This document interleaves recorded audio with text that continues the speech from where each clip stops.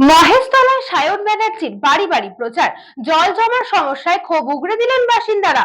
দক্ষিণ চব্বিশ পরগনার মহেশতলা পৌরসভার ৩০ নম্বর ওয়ার্ডে বামফ্রন্ট প্রার্থী সায়ন ব্যানার্জি বাড়ি বাড়ি গিয়ে জনসংযোগ কর্মসূচি পালন করলেন। এই প্রচার চলাকালীন এলাকার সাধারণ মানুষ তার কাছে গতকালের বৃষ্টিতে জমে থাকা জল ও দীর্ঘদিনের জল নিকাশির সমস্যার অভিযোগ জানান। বাসিন্দারা জানান, সামান্য বৃষ্টিতেই রাস্তায় জল জমে গিয়ে চরম ভোগান্তির সৃষ্টি হয়। দ্রুত এই সমস্যার সমাধানের দাবি তোলেন তারা।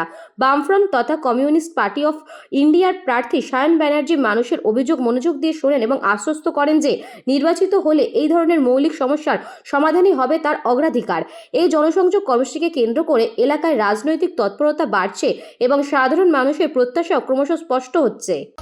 সায়ন ব্যানার্জি সিপিআইএম প্রার্থী, পাশে চাই আপনাদের, পাশে চাই মা।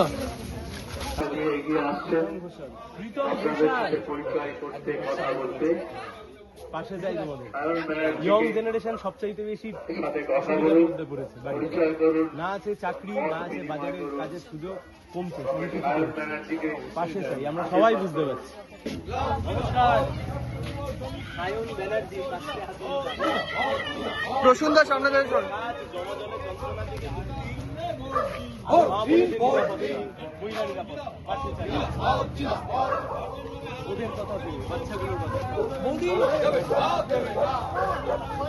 একবার 1000 টাকা করে দিয়েছিল, সেখানে গিয়ে নিয়ে এসেছি, তারপরে আর দিল না।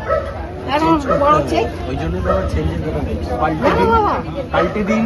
আর বয়স্ক আমার স্বামী অসুস্থ, বাবা চিন্তা কর।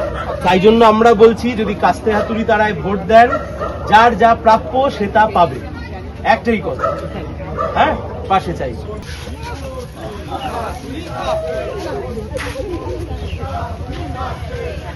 গতকাল আধ ঘন্টা বৃষ্টি হয়েছে। সেই আধ ঘন্টার বৃষ্টিতে মহেশতলার বিস্তীর্ণ এলাকা জলমগ্ন হয়ে রয়েছে। সারা বছর জল জমে থাকছে, খালের কোনো নিকাশি নেই, ড্রেনগুলো সেগুলোকে ড্রেসিং করা হয় না, স্বাভাবিকভাবে জল জমে যাচ্ছে। সেই জলে পা দেওয়ার ফলে বিভিন্ন রকমের চর্মরোগ হচ্ছে, পোকা জমছে, মশা কামড়াচ্ছে, এক দুর্বিষহ অবস্থা। যিনি এমএলএ, তিনি এখানের কাউন্সিলর, তিনি তার পরিবারের আরো একজন কাউন্সিলর, তিনিও ঘটনাচক্রে ভোটে দাঁড়িয়েছেন, তিনি পৌর প্রধান, সাংসদ তৃণমূলের, মন্ত্রী তৃণমূলের, সরকার তৃণমূলের। তাহলে এই কাজ তো তৃণমূলের করার কথা ছিল। এগুলো তো খুব ছোট ছোট কাজ।